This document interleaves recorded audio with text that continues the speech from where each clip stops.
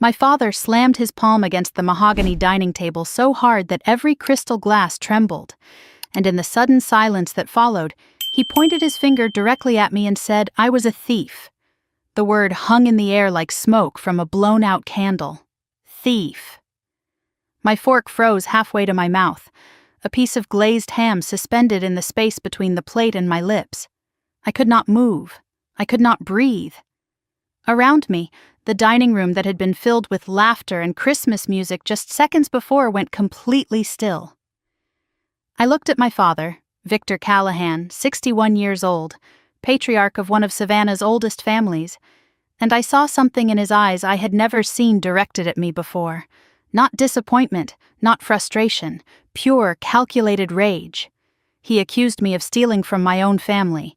He said I had secretly transferred my grandmother Eleanor's trust fund into my name. He said I had forged documents to take ownership of her historic mansion on Victory Drive. He said I had been siphoning money for years while pretending to struggle in a tiny apartment in Atlanta. I had spent the last 4 years surviving on instant noodles and borrowed hope, and now my own father was calling me a thief in front of everyone I had ever loved. The Christmas tree lights blinked cheerfully in the corner, red and green reflections dancing across the horrified faces of my family. Bing Crosby crooned about white Christmases from a speaker somewhere in the living room. The smell of roasted turkey and rosemary still hung in the air, mixing with the pine scent of the fresh-cut tree. 30 minutes earlier, I had stood on the front porch of this house, my childhood home, gathering courage to ring the doorbell. The Callahan mansion sat on a tree-lined street in the historic district, white columns framing a wraparound porch, Spanish moss draping from ancient oaks like gray lace. Every window glowed with warm light. From inside I could hear voices and laughter. 3 years.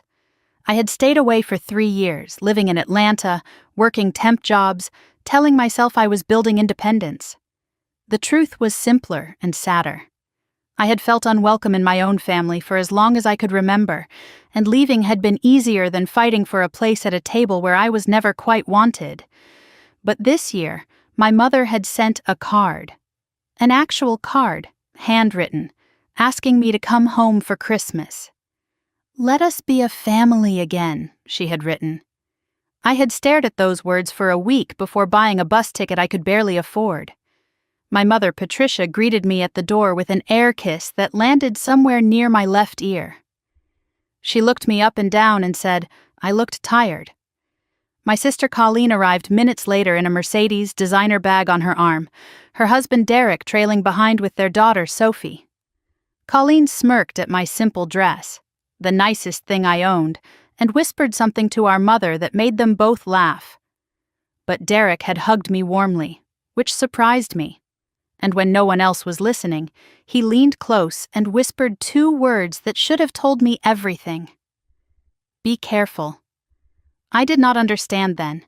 I thought he meant careful about family drama, about old tensions, about the usual Callahan dysfunction. I had no idea he was warning me about an ambush. Sophie, my 7-year-old niece, had run to me with her arms open wide.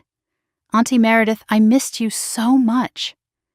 That hug, that genuine, uncomplicated love from a child, had almost made me believe the evening might turn out all right. And there was Aunt Vivian, my grandmother Eleanor's younger sister, sitting quietly in a corner chair. She was the only one who had visited me in Atlanta, twice, bringing casseroles and conversation, and never once asking why I had left.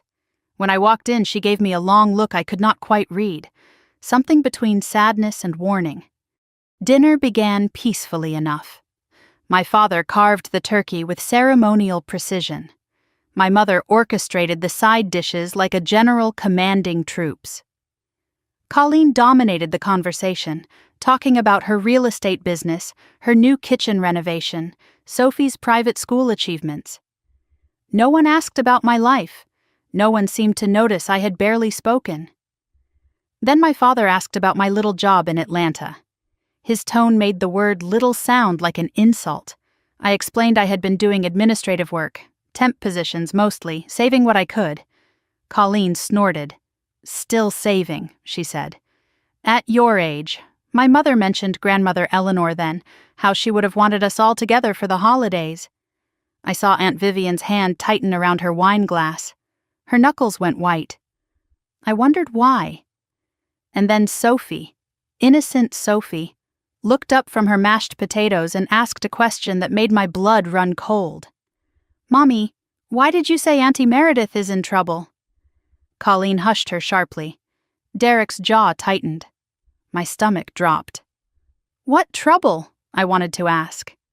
But before I could speak, my father set down his carving knife. He cleared his throat. The room went silent. He looked around the table slowly, letting the tension build, and then he turned his gaze directly to me. That was when he slammed his hand on the table. That was when he called me a thief. Now, frozen in my chair, I watched my mother stand up. Her face wore an expression of practiced disappointment, the same look she had given me 1,000 times growing up when I failed to meet some impossible standard. She shook her head slowly. "We have proof," she said. Her voice was calm and cold. "We have bank statements, transfer records, your signature on documents you thought we would never find." Colleen reached under the table and produced a manila folder. She slid it across to me with something like triumph in her eyes. I recognized that look. She had worn it every time she got me in trouble as children, every time she successfully convinced our parents that something was my fault instead of hers. "Open it," she said. "Go ahead. Explain yourself." My hands were shaking as I opened the folder. Inside were bank statements I had never seen, from accounts I did not know existed, all bearing my name. There were transfer authorizations with signatures that looked like mine but were not quite right. The M was wrong. The way the H connected to the A in Callahan was off.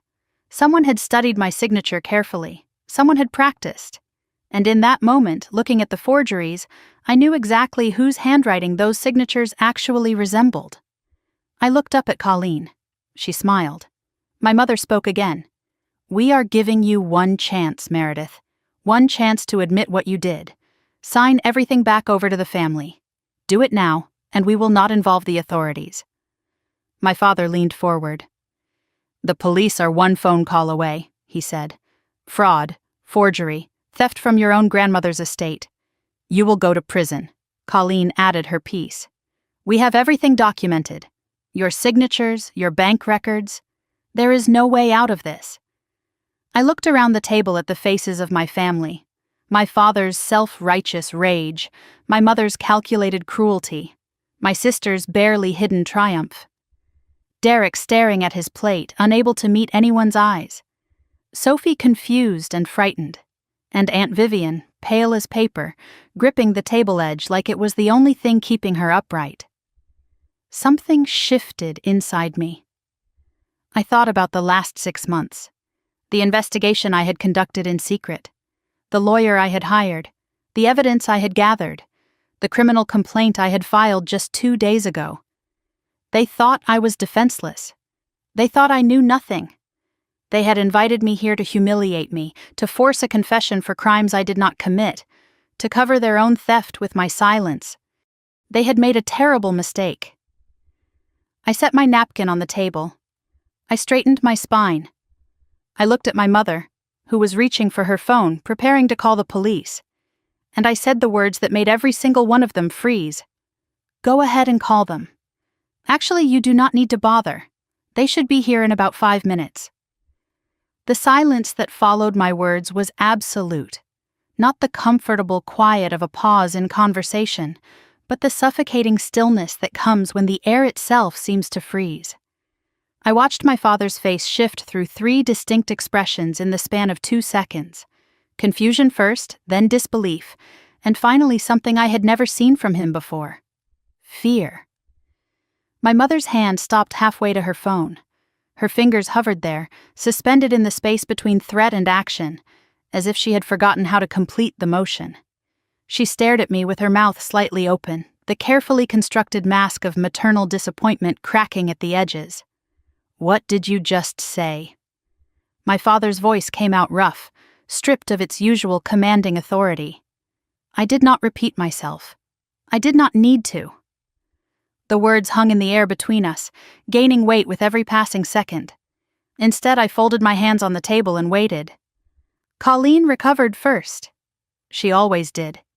Even as children, she had possessed an almost supernatural ability to adapt her strategy mid-conflict, to pivot from one angle of attack to another without losing momentum. She laughed, a sharp, brittle sound that fooled no one. "She is bluffing," Colleen said. She looked around the table, seeking allies. "This is exactly what I told you she would do. Deflect, confuse, try to turn this back on us. She has been planning this for years." My mother seized on this narrative like a drowning woman grabbing driftwood. "Of course she is bluffing." She picked up her phone, her confidence visibly rebuilding. "Meredith, this is beneath you. Making threats you cannot possibly follow through on. I am calling the police right now, and we will see who they believe." She began dialing. I let her. Derek shifted in his chair. I caught the movement in my peripheral vision and turned slightly to look at him. He had gone pale, paler than anyone else at the table. His hands gripped the edge of his seat so hard I could see the tendons standing out against his skin. He knew something. He had known something all along. That whispered warning at the door suddenly made terrible sense. Sophie tugged at his sleeve. "Daddy, what is happening? Why is everyone yelling?" Derek pulled her close, murmuring something I could not hear. But his eyes never left mine. In them I saw not accusation, but something closer to relief. As if he had been waiting for this moment, dreading it, and hoping for it in equal measure. My mother had 911 on her screen. Her thumb hovered over the call button. She looked at me, one eyebrow raised, daring me to back down. I did not back down. I had spent 4 years backing down. 4 years of struggling in a city that did not want me, working jobs that led nowhere, wondering why every opportunity seemed to slip through my fingers like water. 4 years of instant noodles and borrowed hope and sleepless nights in an apartment so small I could touch 3 walls from my bed. I remembered a particular Christmas 2 years ago. I had been working a temp position at a logistics company, filing paperwork for $8.25 an hour. My assignment ended on December 23rd. No warning, no explanation, just a thank you for your service and a final check that barely covered rent. I spent Christmas Eve in my apartment alone, eating ramen noodles with an egg cracked into the broth because I could not afford anything else. I had called home that night. My mother answered on the 6th ring. She sounded distracted, annoyed at the interruption. In the background I could hear laughter, music, the sounds of celebration. I asked if I could come home for the holidays. She said it was not a good time. She said Colleen was hosting this year and the guest list was already finalized. She said maybe next year. Then she hung up. I sat in that cold apartment, listening to my neighbors argue through the thin walls, and I wondered what I had done to deserve being erased from my own family. Now I knew. I had done nothing. That was the point. They had needed me gone. They had needed me struggling, desperate, too poor to ask questions or hire lawyers or look too closely at the inheritance I never knew existed. My mother pressed the call button. The phone began to ring. Colleen leaned forward, triumph bright in her eyes. "You see?" she said to the table at large. "She has nothing. This is a desperate bluff from a desperate woman. By this time tomorrow, she will be in a cell where she belongs." Sophie's small voice cut through the tension. "Mommy, not now, Sophie." "But Mommy," the little girl persisted. She was looking at me with those clear, innocent eyes. "Why did you tell me not to talk about the papers? The ones in Daddy's office with Auntie Meredith's name on them?" The room went still again. Colleen's face drained of color. Derek closed his eyes like a man who had just watched the last domino fall. "Sophie, be quiet."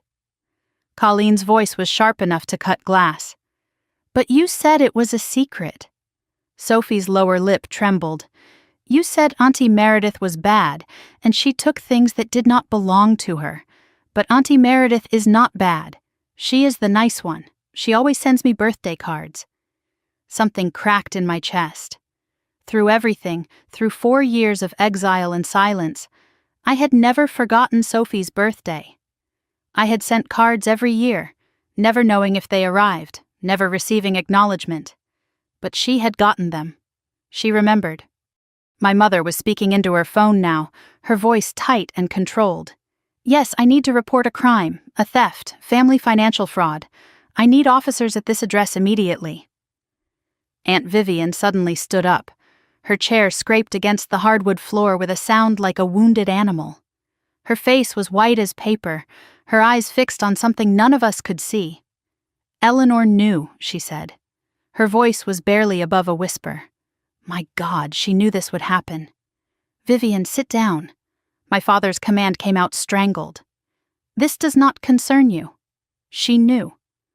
Aunt Vivian repeated the words like a prayer or a confession. She told me. She made me promise. And I was too much of a coward to say anything. She turned to look at me, and in her eyes I saw tears forming. She saw years of guilt finally demanding release. "I am so sorry, Meredith. I am so sorry." I did not understand what she meant. Not yet. But I filed it away, another piece of a puzzle I was still assembling. My mother ended her call with the police. She set the phone down with exaggerated care and smiled at me. A cold, triumphant smile that did not reach her eyes. "They are on their way," she announced. 20 minutes. I suggest you use that time to think very carefully about your next words." I looked at her. At my father. At Colleen, who was still trying to silence Sophie. At Derek, who sat with his head bowed like a man awaiting judgment. At Aunt Vivian, trembling in her chair. And then I heard it. Distant at first, but growing closer. The sound of a car pulling into the driveway. Then another, doors opening, footsteps on gravel. I smiled. It was not a nice smile. It was the smile of a woman who had spent 6 months preparing for this exact moment. "They did not need 20 minutes, I said, because I called them 2 days ago." The doorbell rang. The police were coming. My family had no idea that I had spent 6 months preparing for this moment. It all started with a letter that was never supposed to reach me. 6 months before that Christmas dinner, I was sitting in my cramped Atlanta apartment when an envelope changed everything. The building should have been condemned years ago. 400 square feet on the 3rd floor of a walk-up with no elevator, stairs that creaked with every step, and a window air conditioning unit that rattled constantly but barely cooled anything during the brutal Georgia summers. My kitchen was so small I could touch both walls with my arms stretched out. I slept on a mattress on the floor because I could not afford a bed frame. That particular evening in June, I had just finished an 8-hour shift at a temp agency doing data entry. My feet ached, my back was sore. My dinner was instant ramen with an egg cracked into it and a handful of frozen vegetables because that was what I could afford. I had checked my bank account that morning. $217 until my next paycheck. Rent was due in 5 days, $650. The math never worked out. 3 years since I had left Savannah. 3 years of silence from my family. No calls, no help, no acknowledgement that I existed. I told myself I was better off. Some nights I almost believed it. My landlord slid the mail under my door because the mailbox in the lobby had been broken for months. Bills, junk mail, a credit card offer I would never qualify for, and one envelope that looked different from the rest. The paper was heavy, expensive. An embossed logo glinted in the lamplight. The letter had been forwarded from my old address, the one I had used before I moved to this particular hellhole. The return address read, First Coastal Bank and Trust, Savannah, Georgia. I could not imagine why a Savannah bank would be writing to me. I did not have any accounts there. I did not have accounts anywhere except a checking account with $43 in it, and a savings account I had stopped looking at because seeing the number made me want to cry. I opened the envelope. The letter was printed on heavy cream-colored paper with a formal letterhead.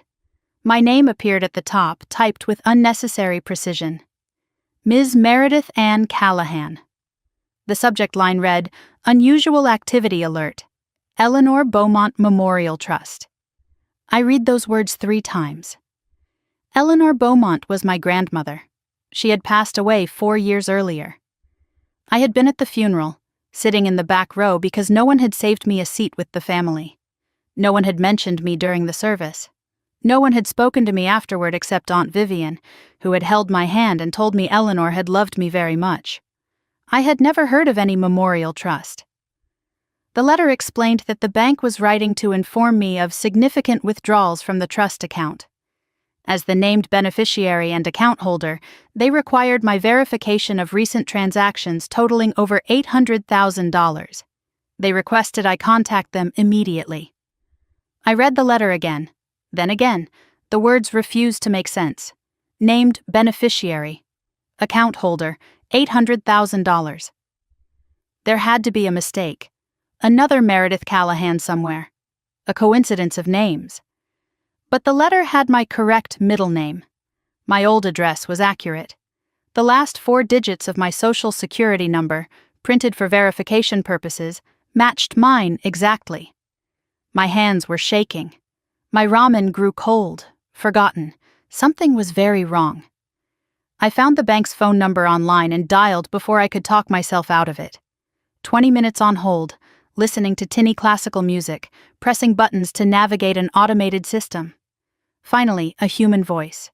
First Coastal Bank and Trust, this is Denise. How may I assist you? I explained I had received a letter about unusual activity on an account. I did not have an account number. Denise asked for my full name, date of birth, and social security number. I heard her typing. A long pause followed. Yes, Ms. Callahan, she said. I see your account here. The Eleanor Beaumont Memorial Trust, established March 15th, 4 years ago. You are listed as the sole beneficiary and primary account holder. Current balance is $143,212. I asked her to repeat the number. $143,212, she said. That is the current balance. My voice came out strangled. What was the original deposit? Another pause. She was checking records. $2,400,000. The room tilted. Over $2 million had been deposited 4 years ago. Now only $143,000 remained. Someone had withdrawn more than $2 million from an account I did not know existed. An account in my name. I asked who had authorized the withdrawals. Denise hesitated. According to our records, she said carefully. You did, Ms. Callahan. We have your signed authorization forms for each transaction. I told her I had never signed anything. I told her I had never been to her bank. I told her I had been living in Atlanta for 3 years and had never accessed this account. A long silence followed. Ms. Callahan, Denise said finally, I think you should come in person. There are documents you should see. And perhaps you should bring identification. Multiple forms. When can you come to Savannah?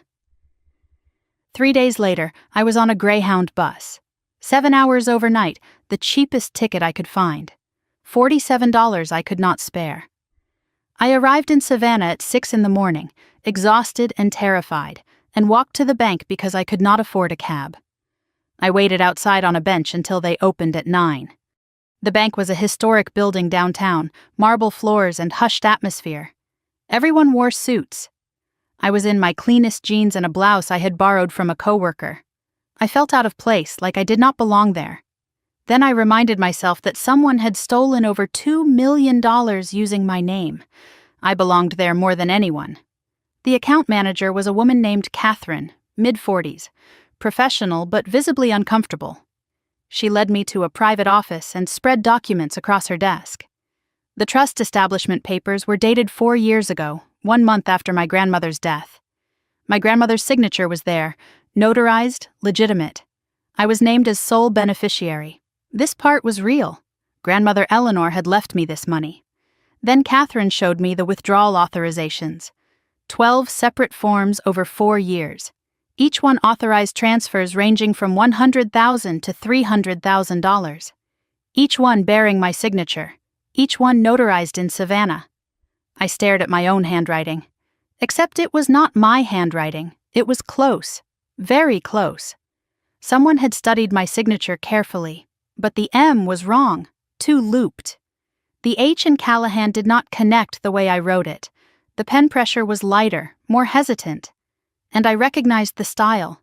The same hand that used to forge excuse notes in high school. The same careful imitation that had gotten me grounded for a month when I was 12, blamed for a broken vase I had never touched. Colleen. Catherine showed me where the money had gone. 3 accounts. 2 personal accounts with names redacted for privacy, and 1 business account, Mercer Property Holdings LLC. My blood went cold. Mercer.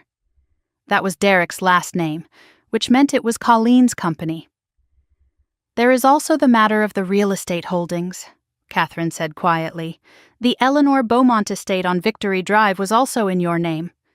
It was transferred 18 months ago to Mercer Property Holdings LLC, grandmother's house, the beautiful historic mansion where I had spent my happiest summers, where she had read to me in the library and taught me to bake in the kitchen and shown me the names of every flower in her garden. They had taken that too. Catherine handed me one more document, a photocopy, slightly faded, the last will and testament of Eleanor Beaumont.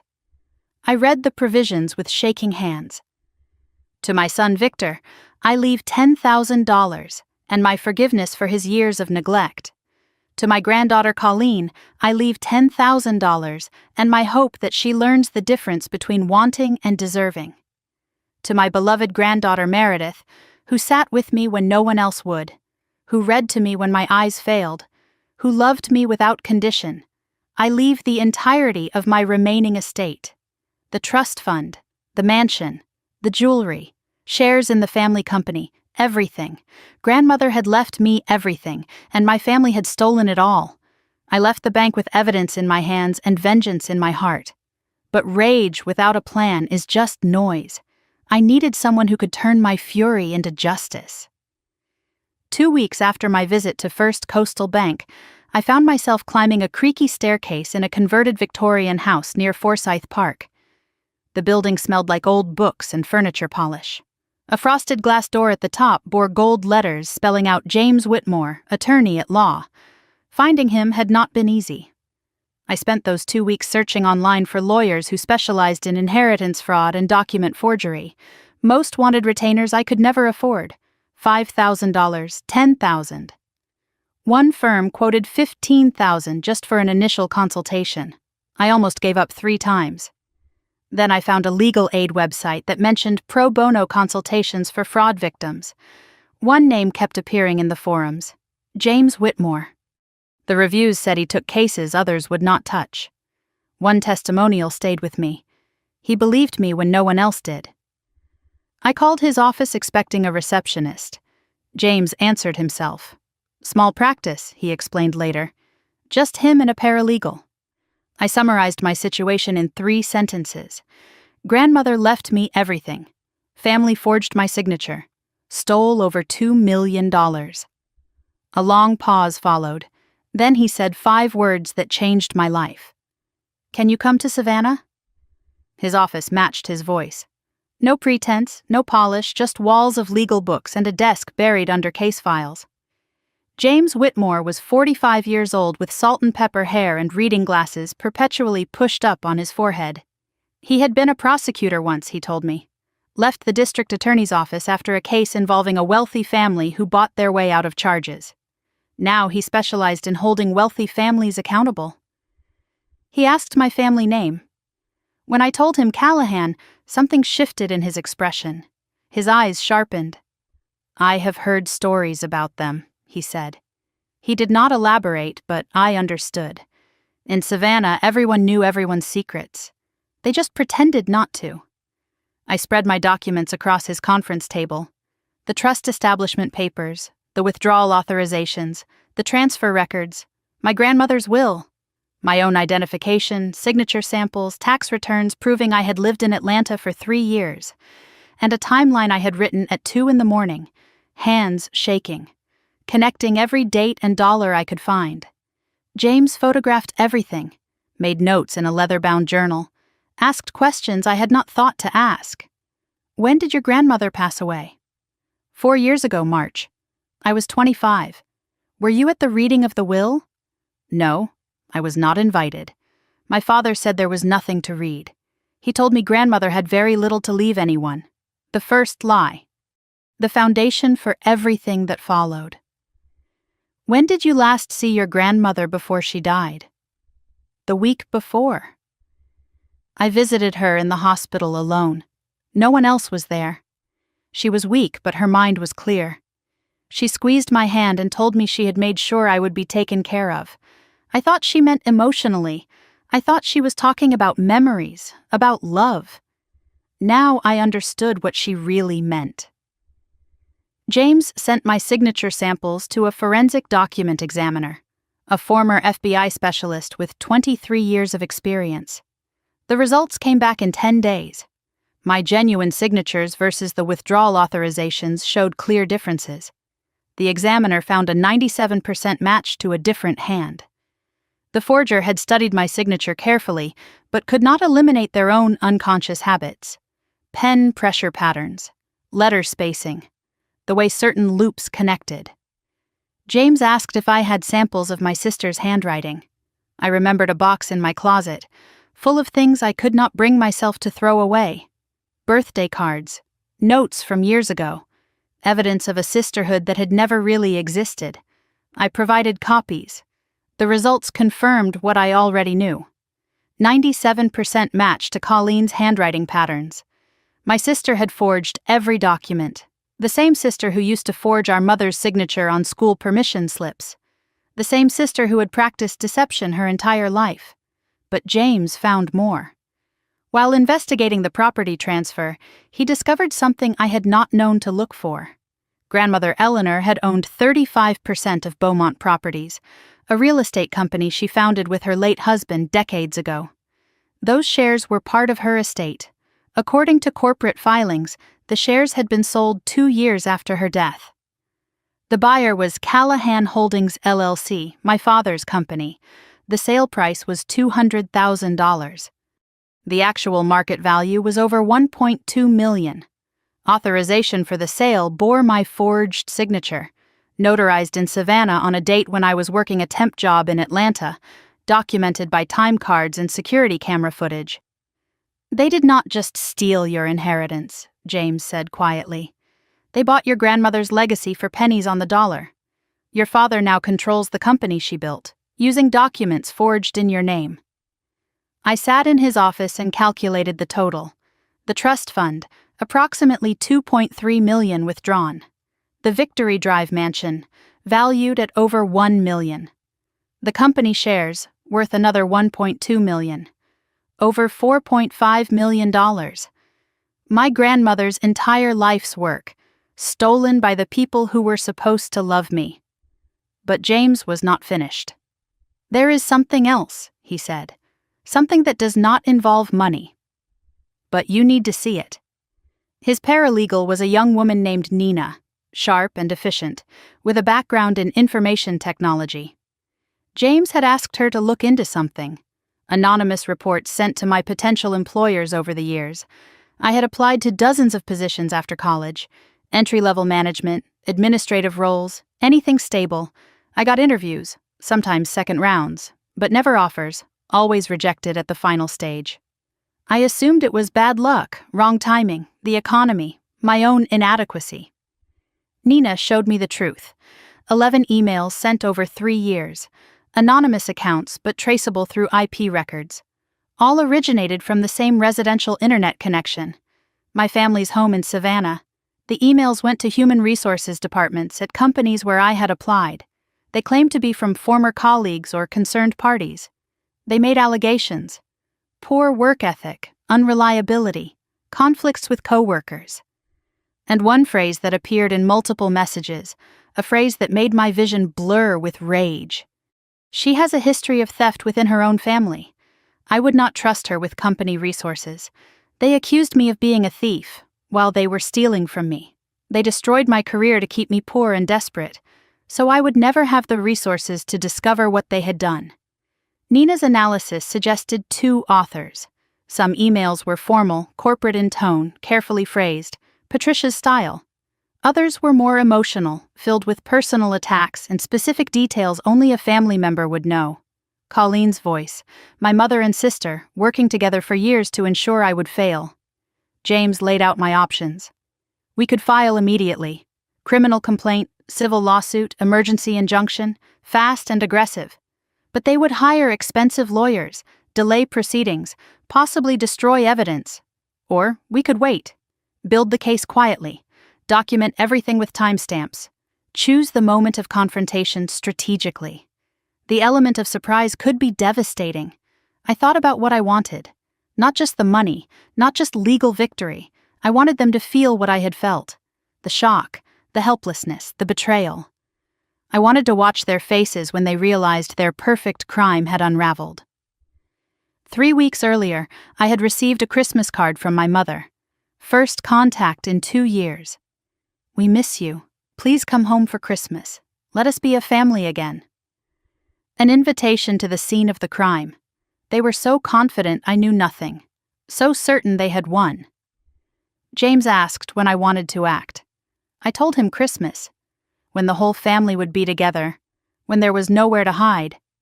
He nodded slowly. A grim smile crossed his face. Then we have work to do. The doorbell rang twice, clear and sharp, cutting through the silence like a blade. No one at the table moved. They sat frozen in their chairs, staring at the foyer entrance as if expecting something monstrous to emerge from the shadows. My father recovered first. He pushed back from the table, straightening his jacket with hands that trembled slightly. I will handle this, he announced. His voice carried the tone of a man reclaiming control of his own home.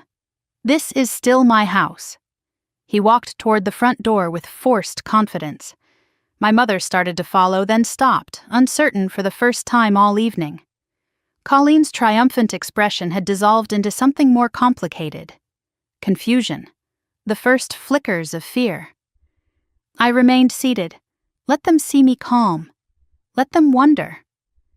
The front door opened. I heard my father's voice, welcoming and authoritative. Officers, thank you for coming. I am Victor Callahan. I was just about to call you myself. We have a situation with my daughter. A male voice interrupted him. Firm, professional, cutting through my father's practiced charm like it was nothing. Mr. Callahan, we are not here on your call. We are here at the request of Ms. Meredith Callahan. The silence that followed was absolute. I heard my father's voice again, smaller now, stripped of its commanding edge. What? Another voice, female this time. Is Ms. Meredith Callahan present? We need to speak with her. I stood slowly, smoothing my dress. Every eye in the dining room tracked my movement. My mother had gone pale. Colleen gripped the edge of the table like she might fall without it.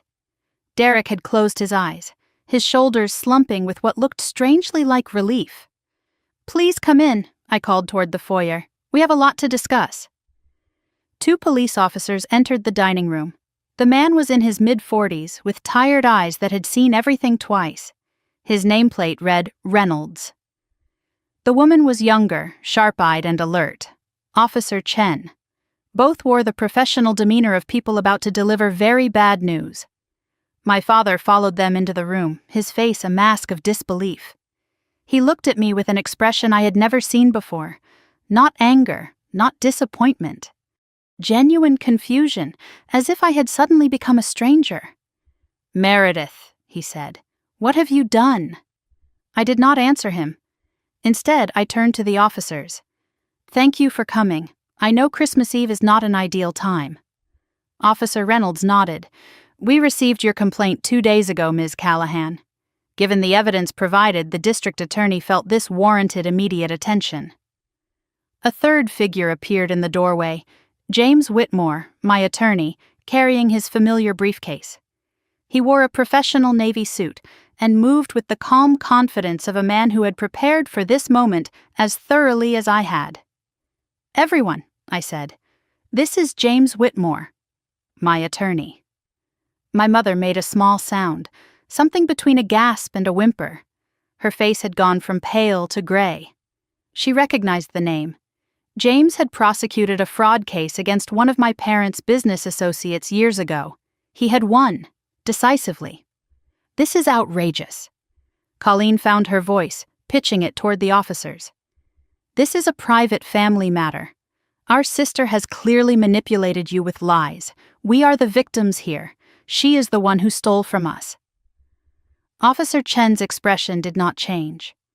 Ma'am, we are here to investigate allegations of fraud, forgery, and embezzlement. Those are criminal matters, not family matters. My mother tried a different approach. She dabbed at her eyes with a napkin, summoning tears with practiced ease. Officers, please. There has been a terrible misunderstanding. Our daughter has always had difficulties. She has never quite fit in. Whatever she has told you, it is not the full story. James set his briefcase on the sideboard and opened it with deliberate precision. Mrs. Callahan, I understand this is difficult, but we have documented evidence of serious crimes: forgery, fraud, embezzlement, theft of inheritance. These are not misunderstandings. These are felonies. Colleen stood abruptly, pointing at me. This is insane. She is the one who stole from us. We have proof right here. She grabbed the manila folder she had shown me earlier, the one filled with documents bearing my forged signature. Show them. Show them what she did. Officer Reynolds took the folder calmly. He flipped through the pages, his expression unreadable. Then he looked up at Colleen. Ma'am, we have already seen these documents. They are part of why we are here. Colleen's confidence wavered. What? No. These prove that someone committed forgery, Officer Reynolds said. The question is who? He handed the folder to James. My attorney removed a large envelope from his briefcase and extracted several documents, enlarged to poster size. One of the officers had brought a portable easel, which they set up near the head of the table. James began his presentation with the calm precision of a surgeon beginning an operation. On the left side, he said, positioning the first enlargement, you will see verified samples of Meredith Callahan's signature, from her Atlanta bank account, her tax returns, employment documents, all notarized, all time-stamped, all authenticated. He positioned a second enlargement beside the first. On the right side, the signatures appearing on the trust fund withdrawal authorizations, the property transfer documents, the company share sales. Even from across the room, the differences were visible.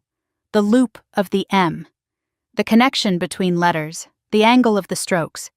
These signatures were examined by a forensic document specialist, James continued, a former FBI analyst with 23 years of experience. His conclusion is that there is a 97% certainty these are two different hands. The documents your family presented as evidence of Meredith's theft are actually evidence of forgery against her. My father's face had turned the color of old brick. He gripped the back of his chair, knuckles white. Experts can be wrong, he said. Experts can be bought. This proves nothing. James ignored him and produced another document. The withdrawal authorizations are dated across 4 years, each one supposedly signed by Meredith in Savannah. But we have records showing Meredith's location on each of those dates. He displayed a timeline. Employment records from Atlanta temp agencies, apartment lease documentation, bank card transactions made in Atlanta on the same days the documents were supposedly signed in Savannah. One date showed medical records from a doctor's appointment 250 miles away. Meredith could not have signed these documents in Savannah, James said, because she was in Atlanta. Someone else signed her name. Someone committed fraud. I watched my family's reactions. My father's jaw clenched and unclenched. My mother had stopped crying, her face now a mask of calculation. Colleen's eyes darted around the room, looking for escape routes that did not exist. Under the table, I caught a glimpse of her hands moving. She was texting someone on her phone, hidden beneath the tablecloth. Derek sat motionless, staring at the evidence with an expression of grim resignation. He had known. Maybe not everything, but enough. Enough to warn me when I arrived. Enough to look relieved when the police walked in. Sophie had fallen asleep on a couch in the corner, exhausted by the tension she could not understand. Small mercies. Aunt Vivian spoke for the first time since her cryptic outburst earlier. Her voice was quiet but steady. How much did they take? James consulted his notes. Over $2.3 million from the trust fund. A historic mansion valued at over $1 million. Company shares worth approximately $1.2 million. Total documented theft exceeds $4.5 million. The number landed like a bomb. Even Officer Chen's professional composure flickered slightly. My mother made one last attempt. Officers, please. My daughter is clearly disturbed. She has concocted this elaborate fantasy to hurt her family. Whatever documents this lawyer has produced, they are fabrications. We are the victims here. Officer Reynolds looked at her for a long moment. Then he turned to James. Mr. Whitmore, do you have documentation of when these forgeries were allegedly committed? James nodded and produced another folder. Every withdrawal, every transfer, every signature, dated and time-stamped, cross-referenced with Meredith's verified location records, notary logs that show discrepancies, printer metadata that reveals documents were created months after their supposed execution dates. He laid each piece of evidence on the table, building a wall of proof that grew higher with every document. There is also the matter of the property transfer, James continued. The Eleanor Beaumont estate on Victory Drive was sold to Mercer Property Holdings LLC for $75,000. Market value exceeds $1 million. The authorization bears Meredith's forged signature. Colleen flinched at the company name. Her company. Her crime. My father tried one more time. This is circumstantial. None of this proves who, actually. James cut him off. We also have IP records tracing anonymous emails sent to Meredith's potential employers over 3 years. Emails that destroyed her career with false allegations, all originating from this address. The room went silent. Then, from across the table, Derek stood up. His voice was quiet, but clear. I have information. Things I should have said a long time ago. There is a safe in the study. I know the combination. And what is inside will answer every question you have. Derek led the way to the study, Officer Reynolds beside him. The rest of us followed in a strange procession through the darkened hallway. My father's footsteps were heavy behind me. My mother's heels clicked against the hardwood in an unsteady rhythm. Colleen had gone silent, her face pale in the dim light. The study had been my grandmother's favorite room. Dark wood paneling lined the walls. Floor-to-ceiling bookshelves held volumes she had collected over a lifetime. An oil painting of Eleanor Beaumont hung above the fireplace, her eyes seeming to watch everything below. The room smelled of old leather and secrets. I remembered sitting in the worn leather chair by the window, listening to my grandmother read aloud from whatever book had captured her interest that week. She had loved this room. She had lived in this room during her final years. Now it belonged to my father, filled with his trophies and his ego. A framed photograph sat on the antique desk. My father, my mother, and Colleen posed in front of this very house. I looked closer and felt something cold settle in my chest. The original photo had included me. I remembered the day it was taken. But in this version, I had been cropped out. Erased from the family portrait as thoroughly as they had tried to erase me from my grandmother's legacy. Derek moved to the bookshelf on the far wall. He shifted several volumes aside, revealing a panel that blended seamlessly with the wood. Behind it sat a safe with a digital keypad and a combination dial. Colleen thinks I do not pay attention, he said quietly. She talks on the phone when she thinks I am asleep. She leaves documents in her office at home and assumes I never look, but I have been watching, listening, waiting for someone to finally ask the right questions. His hands moved over the keypad with familiar precision. A series of beeps, then the heavy click of the lock disengaging. The safe door swung open.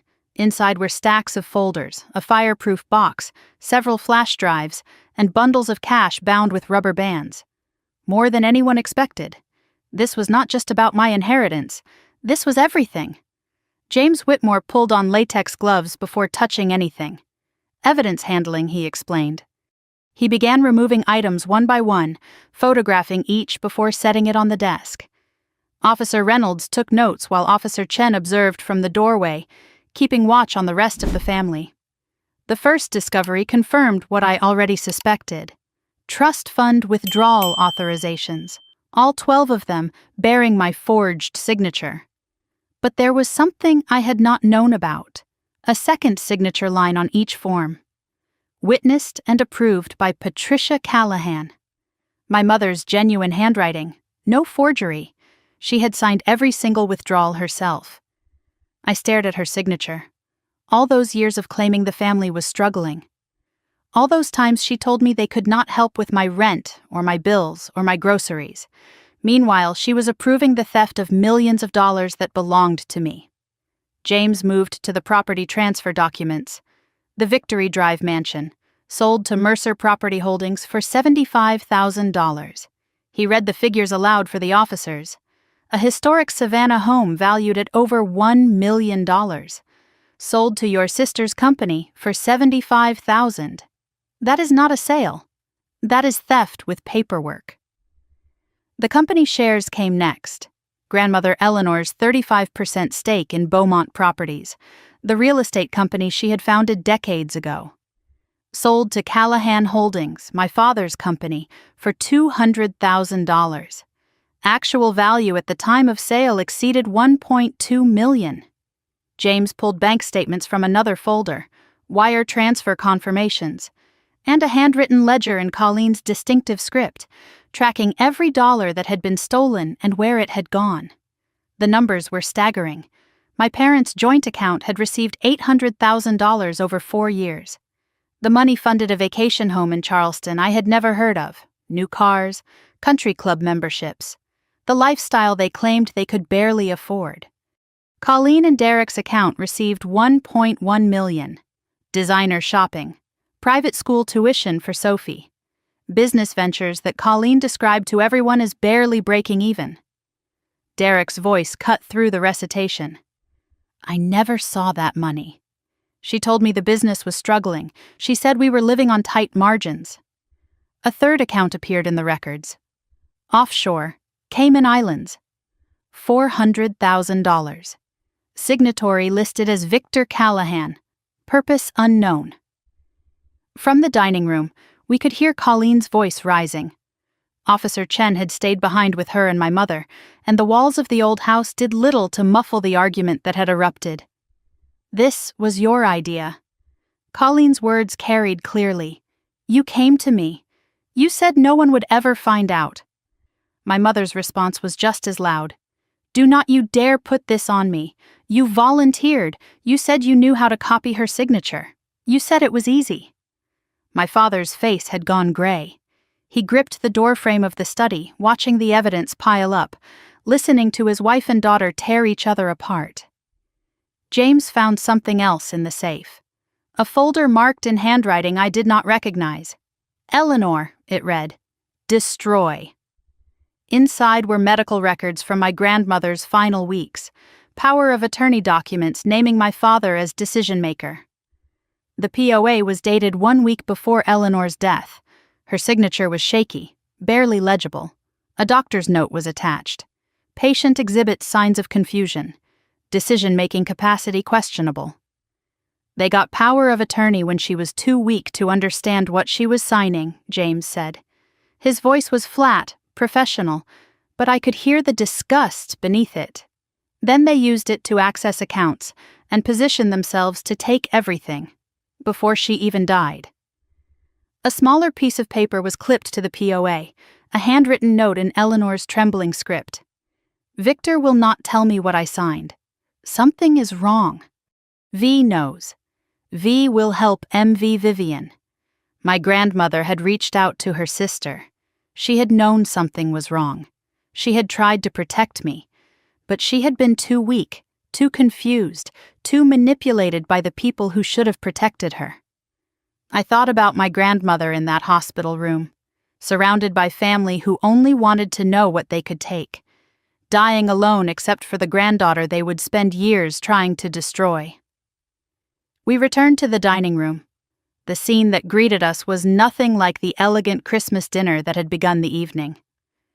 My father slumped in his chair, his face in his hands. My mother stared at nothing, her makeup ruined, her fingers clutching the pearl necklace at her throat. Eleanor's pearls. Pearls that were supposed to come to me. Colleen sat rigid and silent, her earlier hysteria replaced by something colder. She was calculating even now, I realized, looking for angles, for escape routes, for someone else to blame. Sophie remained asleep on the corner couch, Derek's jacket draped over her small form.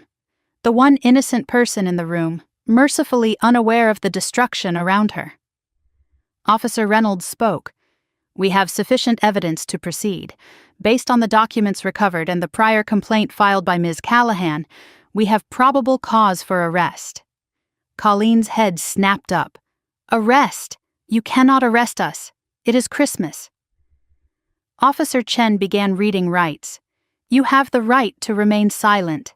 Anything you say can and will be used against you." My mother let out a sound like a wounded animal. She slid from her chair, dropping to her knees in front of me. Her hands grasped at my dress. "Please, Meredith, please, I am your mother. We can work this out. We can explain everything. Do not do this to your family." I looked down at her, at the woman who had signed away my inheritance, who had helped destroy my career, who had erased me from family photographs and Christmas dinners and every moment that mattered.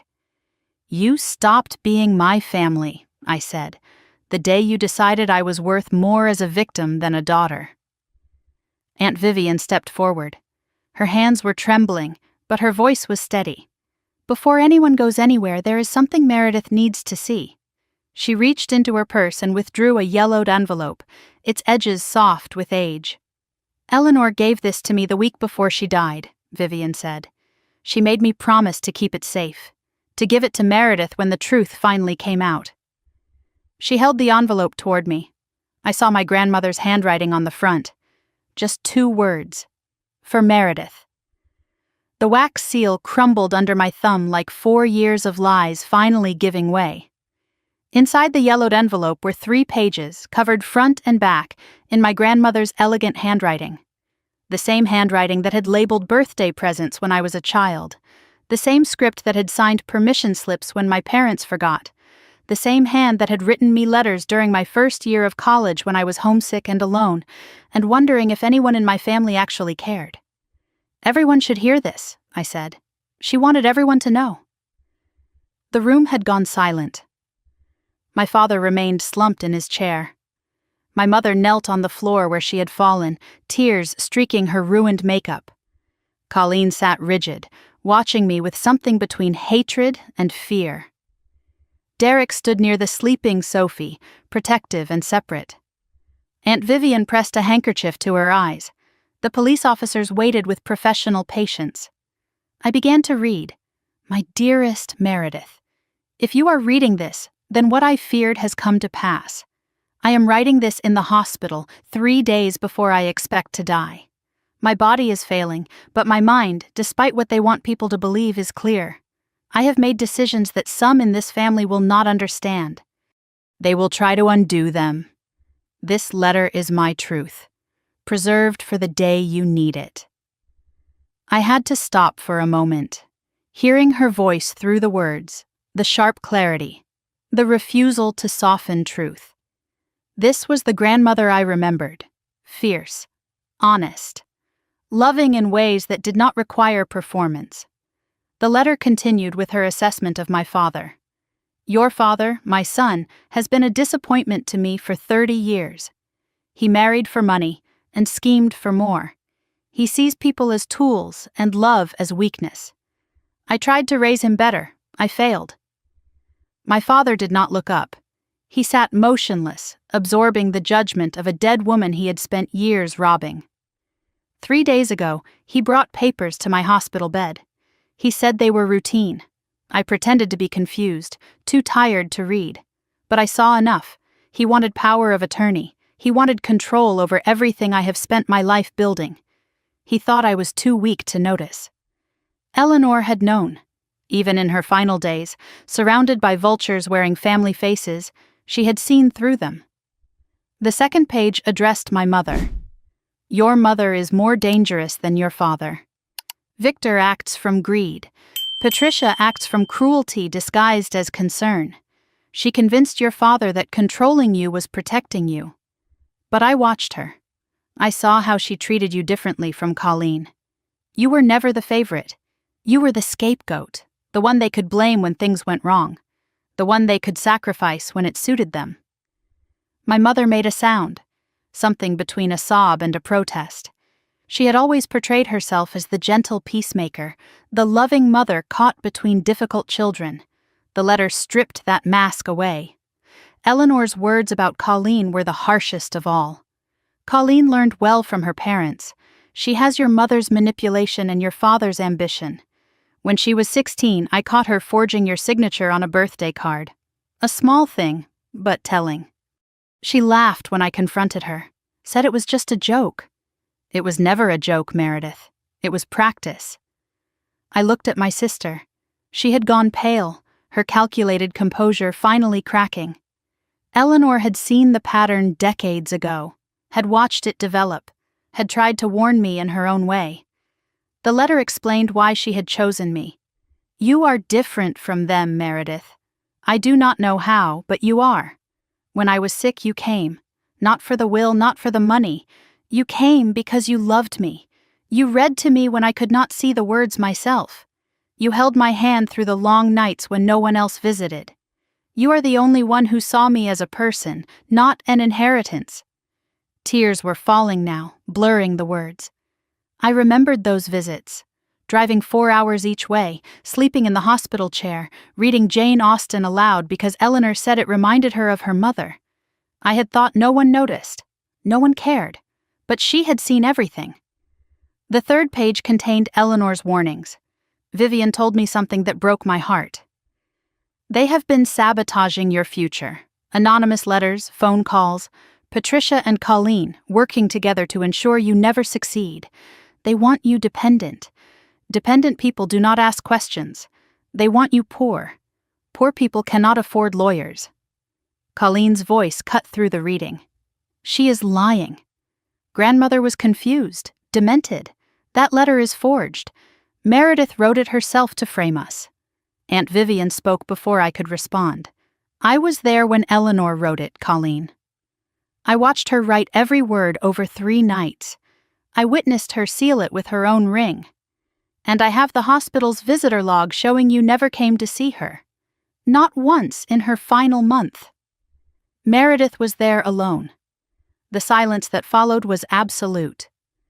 I returned to the letter for Eleanor's final instructions. I changed my will 3 times in my final year. Each time Victor found out. Each time he tried to intervene. This final version was done in secret, with a lawyer he does not know. The trust, the house, the company shares. Everything is meant for you. If they try to take it, fight. You have more strength than you know. Eleanor had prepared for this battle. She had known it would come. She had armed me the only way she could, with documentation and truth, and the memory of her belief in me. Colleen suddenly stood. This is ridiculous. We do not have to listen to this. That letter proves nothing. It is the ramblings of a dying woman who did not know what she was doing. James Whitmore stepped forward.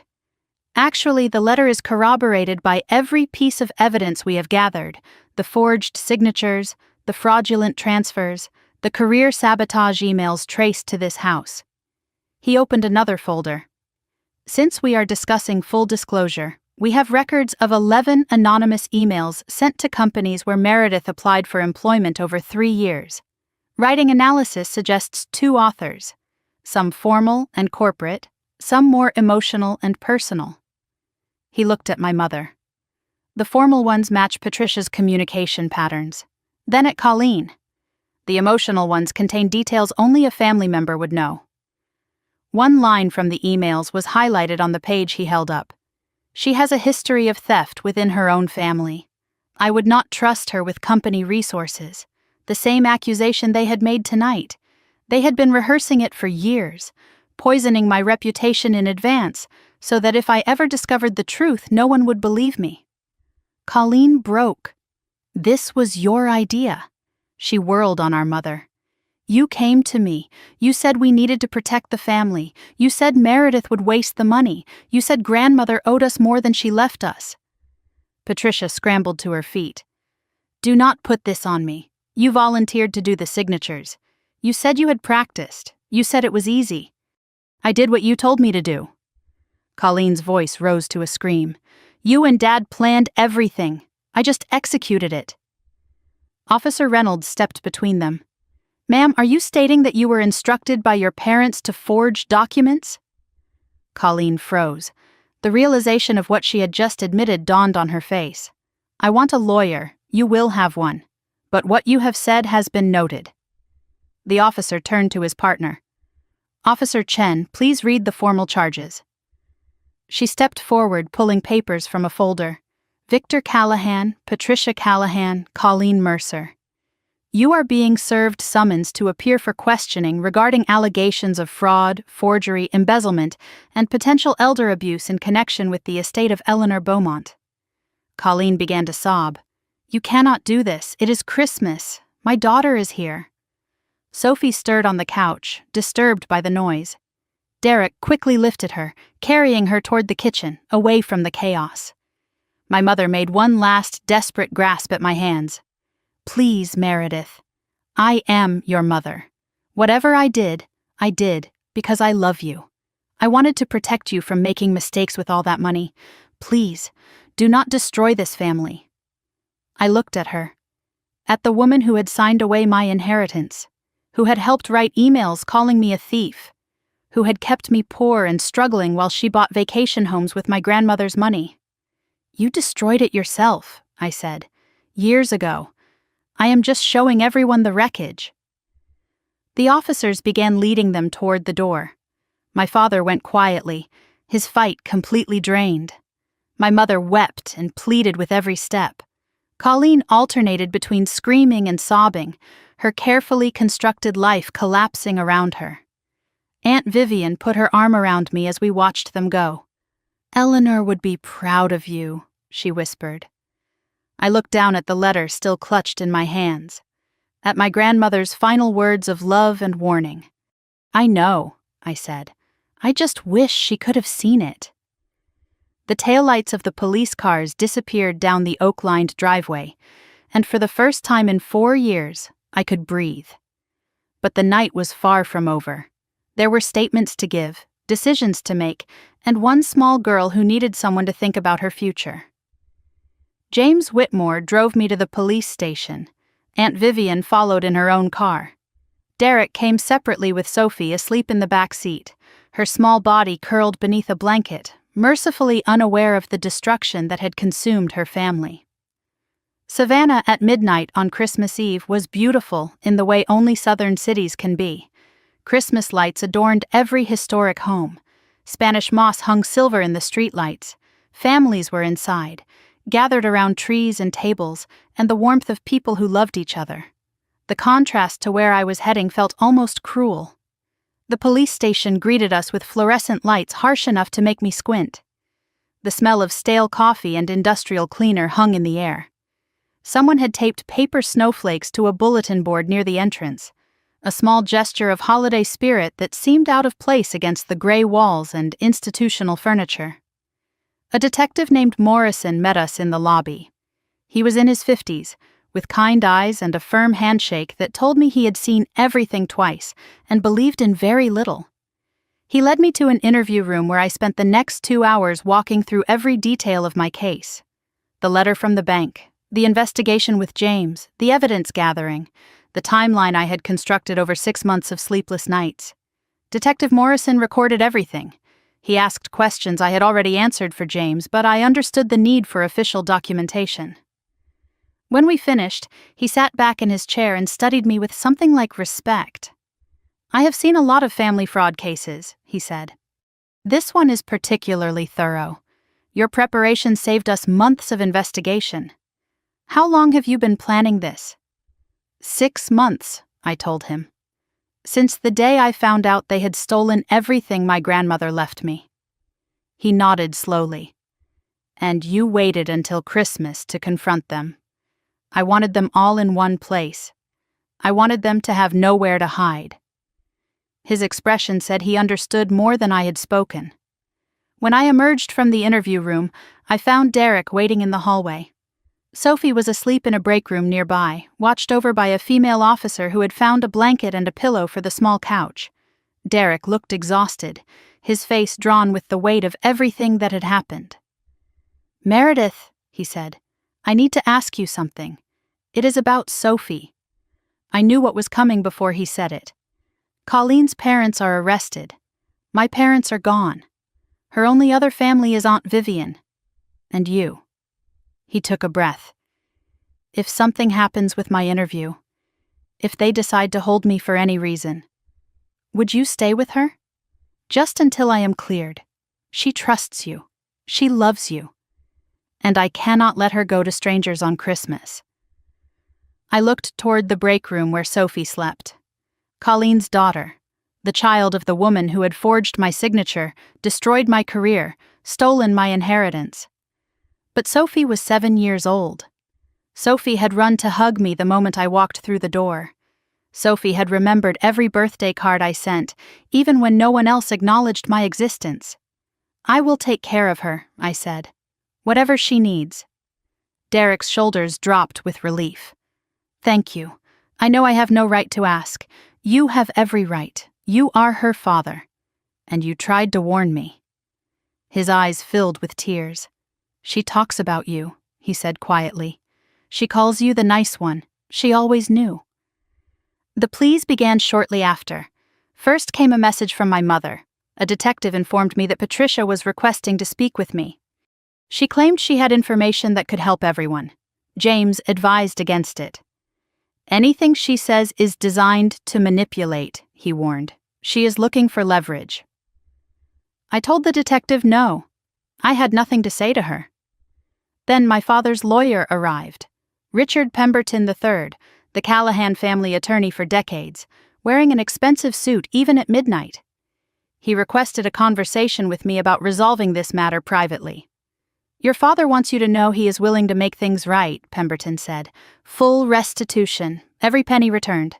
A public apology if you want one. In exchange, the family asks that you decline to press charges. Let this be handled within the family as it should be." He paused, adjusting his cufflinks. "He is also prepared to discuss a significant additional settlement. For your trouble." James stepped in before I could respond.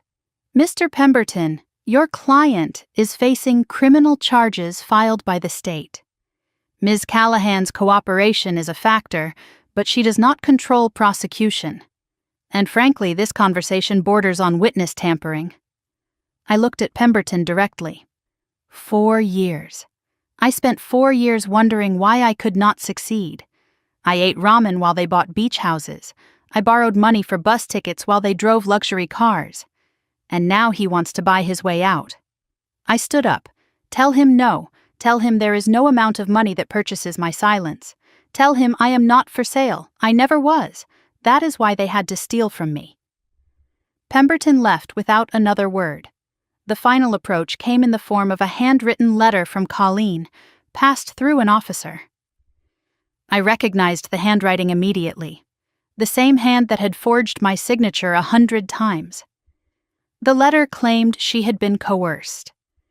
Our parents had forced her participation. She begged me to remember the good times we had shared as sisters.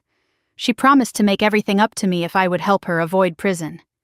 I read it twice, searching for anything genuine, any acknowledgement of what she had done, any real remorse. I found only manipulation dressed in sisterhood. I handed the letter to James. For the file, evidence of her attempting to influence a witness. In the early hours of the morning, I found myself alone with Aunt Vivian in a break room. Sophie was still sleeping. Derek was completing his statement. James was handling paperwork. For the first time all night, there was quiet. "I need to tell you something," Vivian said, "while I still have the courage." She wrapped her hands around a coffee cup that had long gone cold. I should have spoken years ago. I did not. And I am sorry. She told me everything. How Eleanor had confided in her during those final months, how she had learned about the suspicious documents, the pressure Victor was applying, the career sabotage. Eleanor had made her promise to protect me if something happened. But after Eleanor died, Victor came to me, Vivian said. He told me that if I ever revealed what I knew, he would destroy me too. He knew things about me, mistakes I made when I was younger, financial troubles, a relationship I kept hidden. He said he would expose everything, ruin my reputation, my friendships, my place in this community. Her voice broke. I was a coward. I chose my comfort over your future. I watched you struggle for 4 years. I could have stopped it. I did not. I sat with her words. The anger was there, underneath everything. Vivian could have saved me years of suffering. A single phone call, a single conversation, and my life would have been completely different. But looking at her now, I saw someone else Victor had victimized. Another person trapped by fear. You kept Eleanor's letter safe, I said finally, when they would have destroyed it. You came forward when it mattered most. I wish I had been braver, she whispered. He controlled all of us in different ways. At least you broke free. The clock on the wall showed midnight had passed. Christmas Day had begun in a police station. Detective Morrison returned with an update. All 3 had been formally booked. Victor, Patricia, and Colleen. Bail hearing scheduled for December 26th. Charges filed included multiple counts of fraud, forgery, and embezzlement. Elder abuse charges were pending further investigation. The district attorney is personally involved, Morrison added. This is going to be a major case. He asked the question I had been waiting for. Ms. Callahan, you have cooperated fully. The state will proceed regardless of your wishes. But I need to ask formally, do you wish to pursue civil recovery alongside the criminal prosecution? You have the right to seek full restitution through civil court. Given the evidence, you would likely win. But it means years of trials, depositions, public testimony. It is your choice. James spoke quietly beside me. You do not have to decide tonight. But I already knew. I thought about the 4 years of struggling, the ramen dinners, the rejected job applications, the nights I lay awake wondering what was wrong with me. I thought about my grandmother, alone in her hospital bed, trying to protect me even as death approached. I am not walking away, I said. I am pursuing everything. Criminal prosecution, civil recovery, full accountability. Detective Morrison nodded. Then we will see you at the courthouse. Outside the window, the first light of Christmas morning crept over Savannah. My gift this year was not wrapped in paper or ribbon. It was harder and colder and more valuable than anything under a tree. It was justice. And I was going to see it through. I had promised myself justice. It took 12 months, but I kept that promise. 1 year after that Christmas Eve, I stood in a Savannah courtroom and watched my family's empire finally collapse. The Chatham County Courthouse was a historic building, all polished wood and high ceilings, and the weight of 1,000 verdicts rendered within its walls. December cold pressed against the tall windows.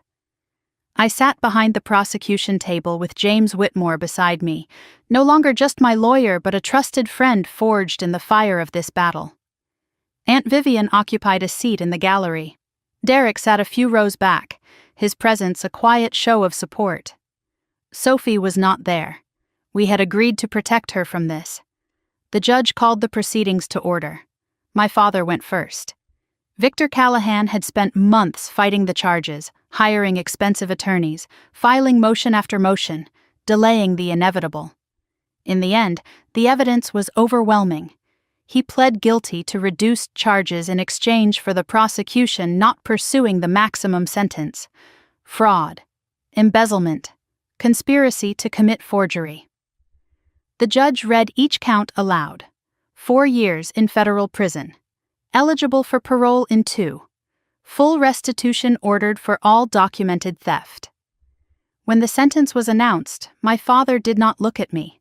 He stared at the table in front of him, a broken man in a suit that no longer fit his shrunken frame. The patriarch who had ruled the Callahan family for decades had been reduced to a number in the federal prison system. My mother came next. Patricia had pled no contest, unable to face the prospect of trial testimony that would expose every detail of her cruelty. Conspiracy to commit fraud. Obstruction of justice. Her lawyer cited severe anxiety and depression as mitigating factors, the same excuses she had once used against me, now deployed in her own defense. 18 months, suspended to probation. She would surrender her passport, attend mandatory therapy, report to a probation officer weekly. The social queen of Savannah would spend the next year and a half under court supervision. Colleen fought the longest. 8 months of motions and delays and attempts to shift blame. She hired 3 different lawyers. She tried to negotiate immunity in exchange for testimony against our parents. Nothing worked. The evidence was too thorough. The documentation too complete. Forgery, fraud, embezzlement, identity theft. The charges stacked up like bricks in a wall. 3 years in state prison. When the verdict was read, my sister screamed. She pointed at me across the courtroom, her face twisted with rage. "This is your fault," she shrieked. "You did this to me." Bailiffs had to restrain her. The same finger that had pointed accusations at me over Christmas dinner now pointed from behind handcuffs. I watched them lead her away. I felt no triumph, only exhaustion, emptiness, and something like grief, not for them. For the family I had never really had. For the illusion finally and completely buried. The civil case settled 3 months after the criminal convictions. My family's lawyers knew they could not win. The only question was how much I would recover. The accounting took weeks. The trust fund had originally held $2.4 million. $143,000 remained when I discovered the theft. Restitution was ordered for the full amount, but reality intervened. My parents' assets were liquidated. Their Savannah home sold. The vacation property in Charleston seized. After legal fees and debts, the actual recovery came to approximately $1.1 million. The Victory Drive mansion was restored to my name. Mercer Property Holdings dissolved. The house my grandmother had loved, the home where I had spent my happiest childhood summers, was mine again. But 4 years of neglect showed in every corner. Peeling paint, overgrown gardens, a roof that leaked when it rained. It would take time and money to restore what they had allowed to decay. The company shares were more complicated. Grandmother Eleanor's 35% stake in Beaumont Properties returned to me, but the company itself had suffered. My father's mismanagement combined with the scandal had diminished its value significantly. Still, it was viable. It was my grandmother's legacy. And now I had a voice in the company she had built. The total recovery approached $2.3 million. Less than half of what had been stolen. Some theft leaves scars that money cannot heal. 4 years of career opportunities lost. The promotions I never received. The connections never made. My 20s spent struggling instead of building. No settlement could return those years. But it was enough. Enough to start over. Enough to build something new. The collapse of my family happened in stages, like a building slowly crumbling. My father reported to federal prison in March. Before he left, Callahan Holdings declared bankruptcy. Assets were seized, business relationships evaporated. The man who had once threatened to destroy Aunt Vivian could not even save himself. My mother moved into a small apartment on the outskirts of Savannah. Her former friends stopped returning calls. The country club quietly revoked her membership. I heard from Vivian that she told neighbors she was recovering from an illness, still unable to admit the truth, even to strangers. Colleen entered the state women's prison in April. Derek filed for divorce the week after her conviction. He received full custody of Sophie, with Colleen granted only supervised visitation. Her carefully curated social media presence went silent. The perfect life she had projected to the world, revealed as performance over substance. Derek moved to a modest house in a different neighborhood. He found legitimate work, building something real instead of living off stolen money. Away from Colleen's shadow, he became the father he had always wanted to be. I moved into my grandmother's house in January, 1 year and 1 week after that Christmas Eve. The moving truck held everything I owned from my Atlanta apartment. It did not take long to unload. 4 years of struggling had not left me with much. Walking through the mansion felt like stepping into memory. Dust sheets covered the furniture, cobwebs gathered in corners. But beneath the neglect, I could see the bones of something beautiful. The library where Eleanor had read to me. The kitchen where we baked cookies together. The garden where she taught me the names of flowers. I found her study on the second floor, a small room off the main bedroom that my father had never used. He considered it too feminine, too much like her.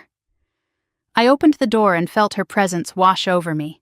Her writing desk sat by the window, untouched. Drawers held papers, letters, photographs. And in the bottom drawer I found a box labeled in her handwriting. For Meredith, when you are ready. Inside were letters, dozens of them, all addressed to me. All dated over 4 years, one for each month since her death. All unsent. My hands trembled as I realized what I was looking at. These were not written after Eleanor died. That was impossible. The dates stretched years past her death. She had written them before, prepared them in advance. One letter for every month of the years she knew she would not see, a grandmother's love reaching across death to guide me through the darkness she knew was coming. I opened the first one, dated for what would have been my 26th birthday, 1 year after she died. My dearest girl, she wrote, if you are reading this, I hope you are celebrating. I hope someone is making you cake. I hope you are surrounded by people who love you for who you are, not what you can give them. I could not continue. The tears came too fast, blurring her words until I could barely see. She had known. She had always known.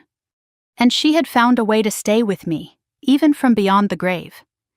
I sat in her study, surrounded by her letters, and I let myself grieve. Not for the family I had lost, for the grandmother who had loved me enough to prepare 4 years of guidance for a future she would never see. When Derek brought Sophie to visit a week later, I was ready to rebuild, ready to become the family Sophie deserved, ready to honor every word Eleanor had written. Eleanor's letters became my compass, each one a guide for a month she knew she would not see, filled with advice I desperately needed. 6 months after moving into the mansion, I finally understood what she wanted me to do with my second chance. The house transformation began in February. Contractors arrived to repair the roof first, then the plumbing, then the electrical systems that had been neglected for years. I involved myself in every decision: paint colors, floor refinishing, garden restoration. This was not just repair work, it was honoring what Eleanor had built. I learned the history as I worked. The mansion was constructed in 1892, one of the oldest surviving homes on Victory Drive. Eleanor purchased it in 1972, when women rarely owned property of this scale. She had restored it once before, in 1975, after her husband died and everyone expected her to sell. Instead, she poured her grief into rebuilding. Now I was the 3rd generation of women to bring these walls back to life. One of Eleanor's letters, dated for what would have been 18 months after her death, contained words that changed my direction. This house has survived wars and storms and neglect, she wrote, so will you. But survival is not enough. You must learn to thrive, find work that matters, build something that outlasts you. I looked around Savannah and saw what she meant. Historic homes everywhere falling into disrepair. Investors buying them, gutting their character, erasing their history to maximize profit. What if someone preserved them instead? What if someone did what Eleanor had done, what I was doing now? Restored rather than demolished, honored rather than exploited. The idea took root and grew. In March, I filed the paperwork for Beaumont Restoration LLC. Named for Eleanor's maiden name, the company she never got to create herself. The office was a converted carriage house behind the mansion, small but functional. Staff consisted of me and one part-time assistant named Grace, a retired schoolteacher who wanted something to keep her busy. The mission was simple: acquire neglected historic properties, restore them to their original character using period-appropriate materials and techniques, sell to buyers who valued preservation, or rent to families who needed beautiful homes at reasonable prices. Early months were brutal. Restoration costs more than renovation. Authentic materials are expensive. Skilled craftsmen who understand historic techniques are rare and in demand. Cash flow stretched thin despite the settlement money. The Callahan name did not help. The scandal had been covered by local news for months. Some sellers refused to work with me the moment they heard my name. More than once I watched interest cool when someone made the connection. "Are you not the one whose family was arrested?" I learned to lead with Eleanor's name instead. "I am Eleanor Beaumont's granddaughter, opened doors that Meredith Callahan closed." Her legacy still carried weight in this city. Her reputation for integrity and quality remained untarnished. I borrowed from her memory until I could build my own. The first project was a Victorian cottage on Jones Street. Abandoned for 7 years, scheduled for demolition in 60 days. I bought it at auction for $60,000. Everyone said I was crazy. The roof sagged, the floors were rotted through. Vines had grown through broken windows and taken over entire rooms. 4 months of careful work transformed it. We revealed original hardwood floors hidden under decades of carpet, restored 3 fireplaces that had been covered over, replanted the garden with period-appropriate flowers, installed lighting fixtures salvaged from other historic properties. We listed it at $220,000. It sold in 2 weeks. The buyers were a young couple expecting their first child. They walked through the finished house with tears in their eyes. "It feels like it has been loved," the wife said. I understood exactly what she meant. James Whitmore visited the finished cottage before the closing. His visits had become frequent over those months. Professional consultations that gradually extended into dinners, then walks through the historic district, then conversations that had nothing to do with legal matters. "You know," he said, looking around the restored rooms, "most people in your position would just invest the money, live off the interest. Take it easy. That is not who I am," I told him. "No." He smiled. "It is not. Eleanor would be proud." Something shifted between us that afternoon. I was not ready to name it yet, but I noticed his smile more than I had before. The online community found me by accident. I had joined a forum for people betrayed by family, a place where survivors of financial abuse and inheritance theft shared their stories. I posted anonymously at first, calling myself Savannah Survivor. Just the basics. Grandmother left me everything. Family forged my signature, stole millions. I fought back and won. The response overwhelmed me, hundreds of comments within days. "This happened to me too. I thought I was alone. How did you prove it? Please help me." Private messages flooded my inbox. People asking for advice. How did I find a lawyer? What evidence did I gather? How did I survive the family pressure without breaking? I answered every single one. Margaret was 62 years old, a widow living in Florida. Her only son had obtained power of attorney when she fell ill, then used it to transfer her retirement accounts to himself. He sold her car, took her credit cards, left her living on Social Security, barely able to afford food. "I do not know what to do," she wrote. "He is my son." Over the following weeks, I walked her through the process, connected her with legal aid organizations in Florida, helped her understand what documents to gather, stayed up late on video calls, reviewing evidence, offering encouragement when the fight seemed impossible. 6 months later, she sent a message that made me cry. "I got my money back. He is in jail. I could not have done it without you." My daughter asked how I found the strength. I told her a stranger on the internet believed me when no one else did. That was when I understood. My pain had purpose. My experience could help others navigate the same darkness. I was not just rebuilding my own life. I was lighting the way for people still lost. Sophie visited every other weekend that summer. Derek would bring her Saturday morning, sometimes staying for dinner, sometimes just dropping her off with a grateful smile and a promise to return Sunday evening. The mansion became her second home. We gardened together. I taught her the names of Eleanor's flowers the way my grandmother had taught me: roses, camellias, jasmine. She claimed a corner of the garden as her own, planting seeds with her small hands, watering them faithfully every visit.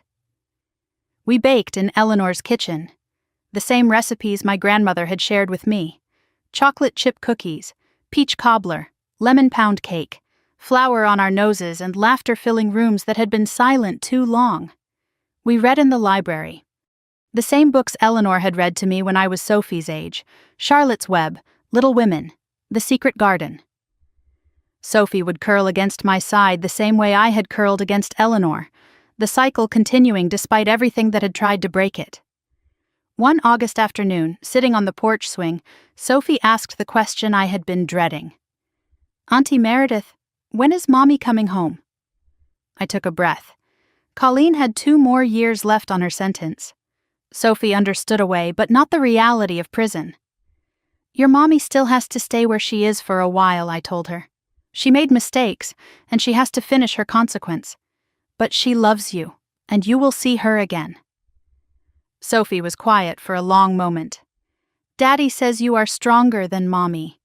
He says that is why she was mean to you."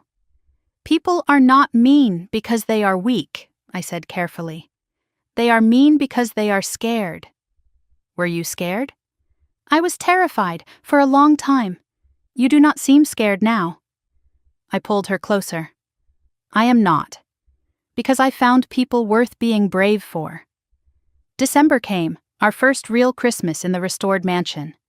The guest list included Aunt Vivian with her famous pecan pie, Derek and Sophie carrying a wrapped gift she had made herself, James arriving early to help set up, Grace from the office, the Hendersons from next door, an elderly couple who had known Eleanor for 40 years. The dinner was not perfect. I overcooked the turkey slightly. The mashed potatoes were lumpy, but no one cared. Sophie insisted on making the toast. She stood on her chair, apple juice raised like fine wine, and delivered words that silenced the room. "I am thankful for everyone here, and for Great-Grandma Eleanor who is watching from heaven, and for Auntie Meredith who never gave up." Her eyes found mine. "You are the bravest person I know." I could not speak. My throat was tight, my eyes wet. Finally, I managed words. "You make me want to be brave. All of you do." I raised my glass. "To Eleanor, and to everyone who became family." The table echoed back. "To family." Under the table, James found my hand and squeezed gently. For the first time in years, Christmas felt like it was supposed to feel. Like home, like hope, like the beginning of something good. Eleanor told me to let myself be happy, but some people see happiness as an invitation to return. 6 months after that first real Christmas, my mother decided she wanted back into my life. The attempts began small. A card in February, sympathy-themed oddly enough, with her handwriting on the envelope: "Thinking of you, missing you, Mom." No return address, sent through someone I did not recognize. I threw it away without responding. The second approach came through Aunt Vivian. Patricia called her, crying, begging her to intercede. "Please just ask Meredith to talk to me. I am her mother." Vivian reported the conversation reluctantly. "I told her it was not my place," she said. "But she is persistent." Something in Vivian's expression told me Patricia had tried manipulation there too, using guilt about family duty to pressure my aunt into becoming her messenger. The third attempt used a woman from my childhood church. She called to check in, her voice warm and concerned, but the conversation pivoted quickly. "Your mother is so heartbroken. She is not well. Do not you think life is too short for grudges?" I recognized the script. Patricia had always used others to deliver her messages, to create pressure from multiple directions, to make me feel surrounded. The fourth approach was flowers. A massive arrangement of white lilies and roses delivered to the mansion. The card read, "I know I do not deserve forgiveness, but I am asking anyway. Please, Meredith." The flowers were beautiful. I donated them to a nursing home that afternoon. Each attempt disrupted my peace. I had built something good, something real, and now familiar shadows crept at the edges. Not anger exactly. More like exhaustion at the predictability. Then the letter arrived. Someone left it on the porch, no postage. Patricia could not come herself because of her probation restrictions, but she had found a way. 8 pages in her careful handwriting, the kind of letter designed to overwhelm with volume. I read it at Eleanor's desk with coffee growing cold beside me. The opening positioned her as the brave one taking a risk. "My dearest Meredith, I do not know if you will read this. I would not blame you if you did not. But I have to try. You are my daughter." That has to mean something. The apology section used careful language. "I know we hurt you. I know we made terrible choices." Notice the we. Spreading blame. Minimizing her personal role. "We thought we were protecting you. We were wrong." Still using the protection narrative after everything. 2 years later, and she still could not write the words I stole from you. The suffering section detailed her difficult life. The small apartment, the lost friends, the health problems. Victor in prison, rarely writing. Colleen refusing to see her during visits. "I have lost everything, Meredith. Everything except hope that you might forgive me." The victim narrative, fully deployed. The change section claimed transformation. "I have been in therapy. I understand now why I did what I did. My own childhood, my fears about money. Psychological explanations that stopped short of actual accountability. I have changed. I am not the same person." But no specifics about what had changed. No acknowledgement of the career sabotage emails. No recognition of the magnitude of what she had taken from me. The closing used Eleanor as leverage. "I am not asking to go back to how things were. I am just asking for a chance. Coffee, a phone call, anything. Life is short. Your grandmother would have wanted us to reconcile." Using my dead grandmother, the woman they had robbed and manipulated in her final days, as a tool to manipulate me. The audacity stole my breath. I read the letter twice, looking for something real. A genuine admission, a specific apology, true accountability.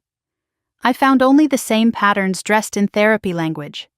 Patricia had learned new words, but not new behavior. That night I sat with memories I usually kept buried. There had been good moments. Age 8, Patricia braiding my hair before school.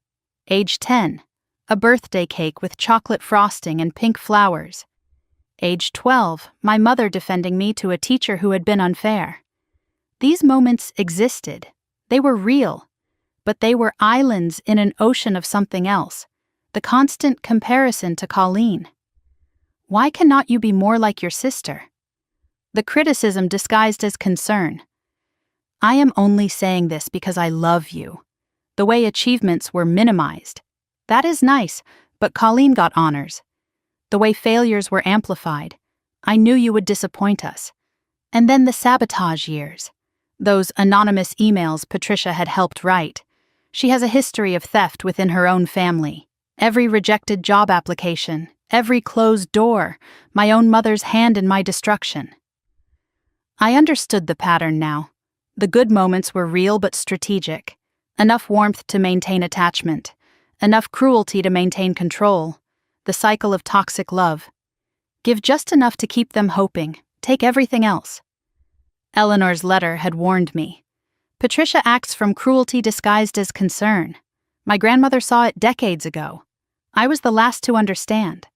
But I understood now. Later that night, as I prepared for bed, my phone buzzed with a notification. An Instagram message request from an unfamiliar account. No profile photo. The preview showed enough. "You think you have won." I opened it knowing exactly who had sent it. Colleen's message was everything Patricia's letter was not. No pretense of reconciliation, no performance of change. You think you have won, do you not? I am in here because of you. Because you could not let things go. We were family. Family handles things privately. But you had to make it public. You had to humiliate us. Mom cries every night, Dad is sick, and you are living in grandmother's house like you earned it. You did not earn anything. You just got lucky and got revenge. The message ended with a threat. When I get out, I am going to make sure everyone knows what kind of person you really are. No apology. No acknowledgement of the forgery, the theft, the sabotage. In Colleen's mind, she was the victim. I was the villain for exposing the truth. I looked at the two communications side by side. Patricia's letter in therapy language, appealing to family bonds. Colleen's message raw and threatening. Same family, same denial, different packaging. If Patricia had truly changed, she would have addressed Colleen's behavior, would have acknowledged that her older daughter was still threatening me. Instead, she was probably making excuses for Colleen right now, rationalizing, protecting. The family system remained intact. Victor blaming circumstances, Patricia playing victim, Colleen attacking the whistleblower. Nobody had actually changed. They had just run out of power. I understood then what forgiveness would actually mean. Not peace, but exposure. Not healing, but reopened wounds. Not family, but theater. I would be volunteering to be hurt again by people who still believed hurting me was justified. The next morning I sat at Eleanor's desk and wrote my response. I did not write a list of grievances. I did not explain my pain. I did not leave a door open. Patricia, I began, I am using your name because Mom implies a relationship we do not have. I received your letter. I read it carefully. I found apologies without specifics, change without evidence, requests without acknowledgement of what you took. You did not just steal money, you stole 4 years of my career. You stole my confidence. You stole my ability to trust. You helped write emails calling me a thief while you were the one stealing.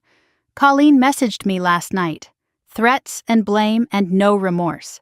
This is your family. This is what you raised. I do not hate you. Hate requires energy I have chosen to spend elsewhere, but I do not forgive you either. Not because I am bitter, because forgiveness requires repentance, and you are still performing. Do not contact me again. Do not use others to contact me. Do not come to my home. If you violate these boundaries, I will pursue legal remedies. This is not negotiable. This is goodbye. I signed it with just my name. Not your daughter. Just Meredith. That afternoon I took both letters to the garden, to the fire pit Eleanor had used for autumn leaves. I struck a match and watched 8 pages of manipulation curl and blacken. Then Colleen's printed message, added to the flames. The smoke rose and disappeared. I felt nothing leave me, because I realized I had already let go. This was just making it visible. I called James that evening. I made my decision. I told him. Which way? No contact. Permanent. I wrote her a final letter. Silence on the line. Then, how do you feel? I thought about it. Like I just locked a door I should have locked years ago. That is not cold, Meredith. That is healthy. I know, I said. I finally know. Forgiveness, I understood now, did not require reconciliation. It meant releasing them from my thoughts, choosing peace over their drama, refusing to audition for their love anymore. I forgave them for me, not for them, and forgiving them did not mean I had to see them again. Boundaries gave me something I never had before. Space to grow into who I was meant to be. 1 year after I burned my mother's letter, 3 years after that Christmas Eve that changed everything, I stood in Eleanor's garden and finally understood what she had been trying to teach me all along. December frost coated the garden. Morning sun broke through the Spanish moss, casting golden light across the restored grounds. The Victory Drive mansion gleamed with new life, fresh paint on the shutters, repaired railings on the wraparound porch, windows that sparkled in the winter light. A brass plaque by the front door read, Beaumont House, established 1892, restored 2024. 3 years of work had transformed more than the building. Beaumont Restoration now employed 8 people full-time. We had completed 12 historic home restorations across Savannah. The local magazine had featured us in their fall issue. Preserving the past, building the future, the headline read. The waiting list of properties stretched months into the future. More work than I could handle, a good problem to have. The settlement money had been invested wisely. Business profits were reinvested into new projects. I was not wealthy by Callahan standards, but I was free, genuinely, completely free. Money earned, not stolen, success built, not inherited through theft. I walked through the mansion that morning, touching walls that had witnessed 3 generations of women fighting to survive.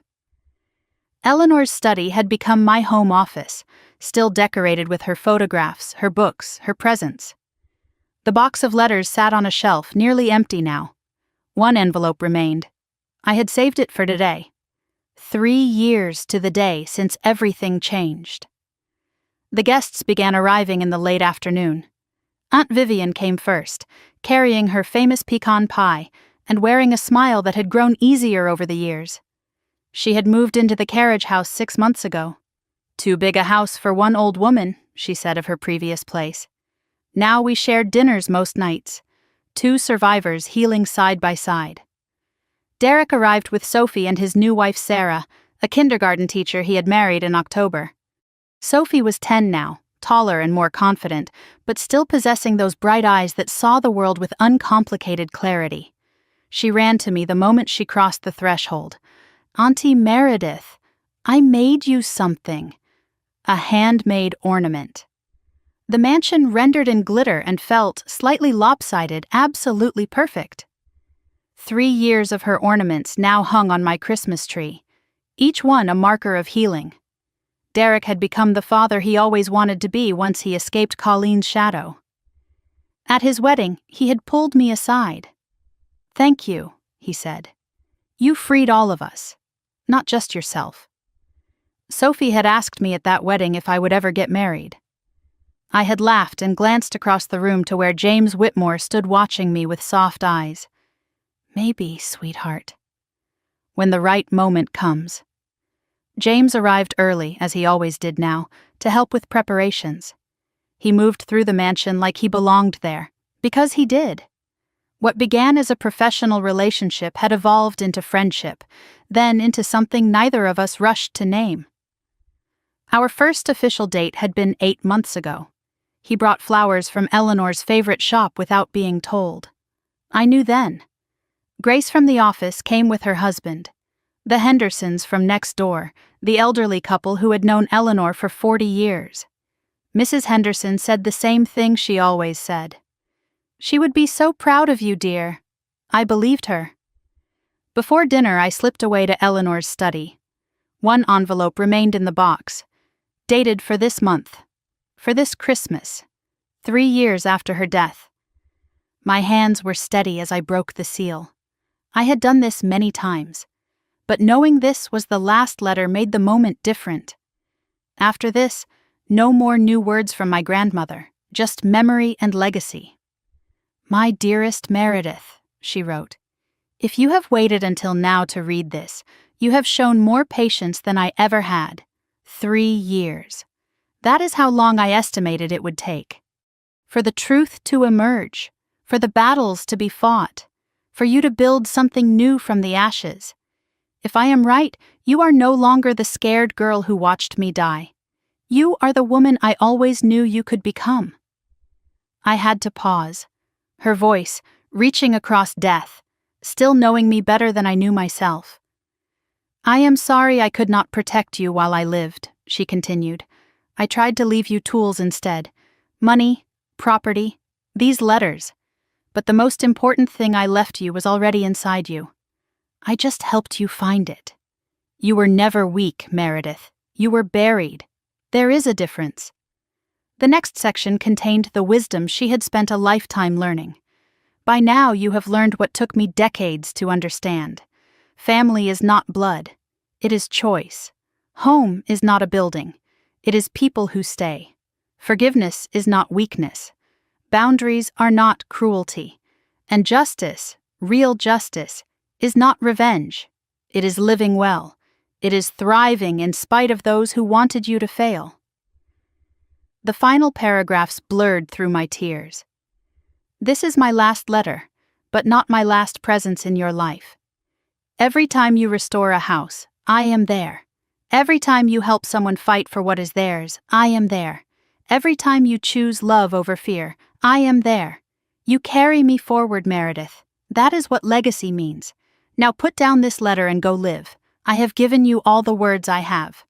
The rest of the story is yours to write. Make it a good one. All my love, across time and death and everything between. Your grandmother, Eleanor. I pressed the letter to my heart. The last words. The final gift. But not really final. Eleanor lived in everything I had built. Dinner that evening was nothing like the Christmas 3 years before. That night had held accusations, police, handcuffs. Tonight held laughter, warmth, belonging. Same season, same holiday, different universe. The table overflowed with people who had earned their places. Vivian telling stories about Eleanor as a young woman. Derek and Sarah holding hands while Sophie demonstrated her latest dance moves. James refilling wine glasses, making sure everyone was comfortable. Grace and her husband debating local politics. The Hendersons reminiscing about neighborhood history. Sophie insisted on making the toast. 3rd year running, she stood on her chair, apple juice raised high. I am thankful for everyone here, and for great-grandma Eleanor who is watching from heaven, and for Auntie Meredith who never gave up. Her eyes found mine. You are the bravest person I know. I could not speak for a moment, throat tight, eyes wet. Finally, I managed words. You make me want to be brave. All of you do. I raised my glass.